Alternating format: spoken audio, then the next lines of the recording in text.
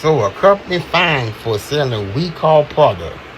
So this came out November the 21st of 2025. So a grocery company in New Zealand has been fined for selling recall humus product that may contain salmonella. Now, why on earth they would do something like that? So, Foodstuffs South Island was told to pay $39,000 in US $21,900. The company was sentenced in Christian Church District Court on one charge under the Food Act 2014 following a prosecutor by New Zealand Food Safety. Vince Armbuckle, Deputy Director General, said the major recall in 2023 involved nearly 83,000 units of hummus products. However, the Foodstuffs South Island sold 39 of its affected units to consumers.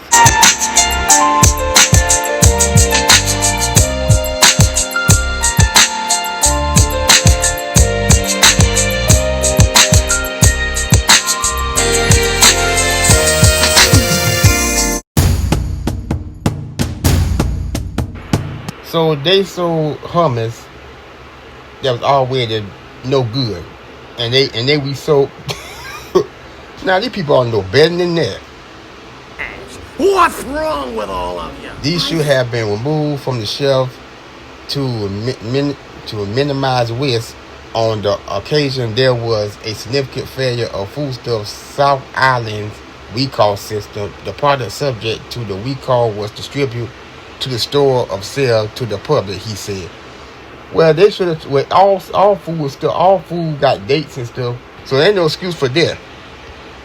While there was no confirmed report of associated illness, we are committed to holding food business to account to ensure food recall goes smoothly, so that risk to consumers is minimized.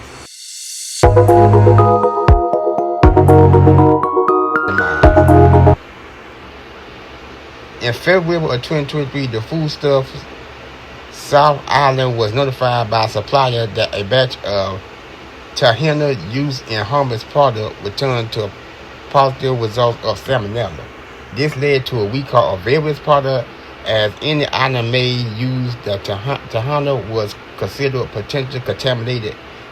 It involved 82,740 units of hummus product. A total of 39 tubs was sold to 34 customers.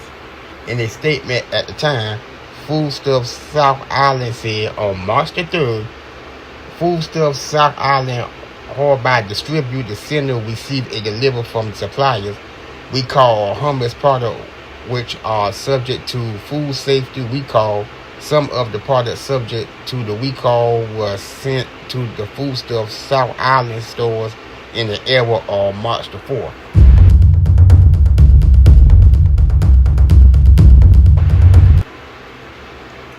As soon as we became aware of the error on March the 4th, the Foodstuffs South Island store who received the recall product in the error were contacted by our team, and product was removed from the store's shelf, marked it, and put aside to be destroyed. Now I'm gonna ask this question again. Even though it was an error, they don't check the people themselves. They don't check the date on them foods. Cause last time I checked, all products had some kind of date on them. They should have been some type of indicator to let them know that product wasn't no good.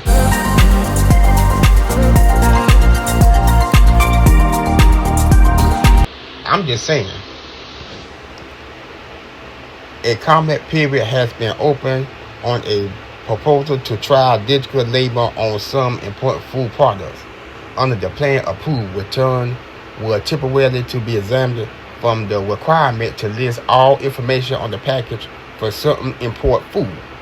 The aim is to see whether it's feasible to use digital label as in addition to the physical label.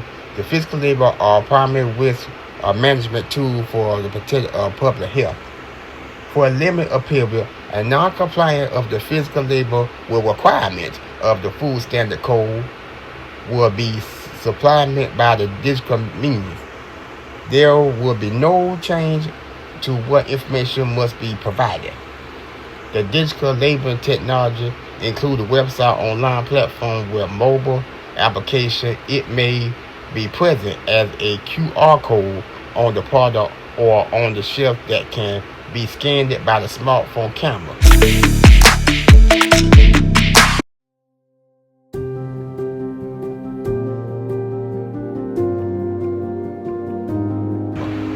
Nicole Williams, the economist growth minister, said retail will still need to provide shoppers with information by alert the ingredients and the nutrients, but they will not have to go to expensive of relabeling the product.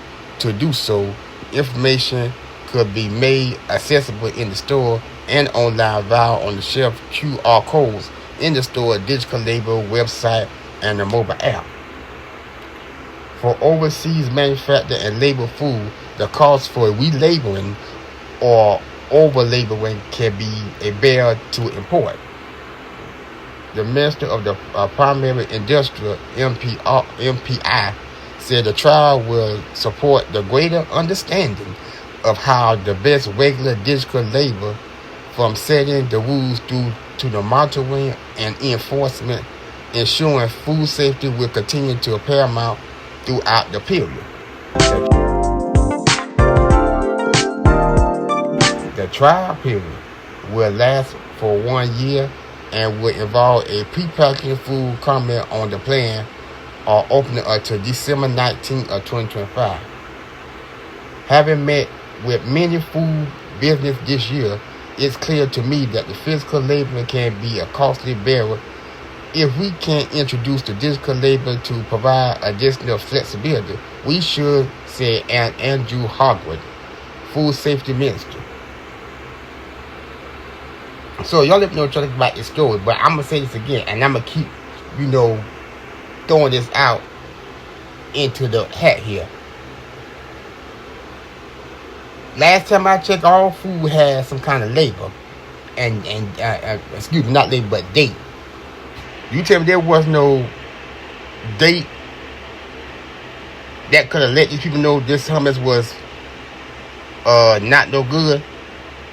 It was out of date or something, because in the store, you usually those not many stores around, at least in the U.S. I'm saying, at least in the U.S. If they're in the store that got products that just about be out of date, even if they're not out of date, they close to being out of date. They usually could look at the date of those things and just toss those out, so they won't be selling bad products. Maybe that's just me.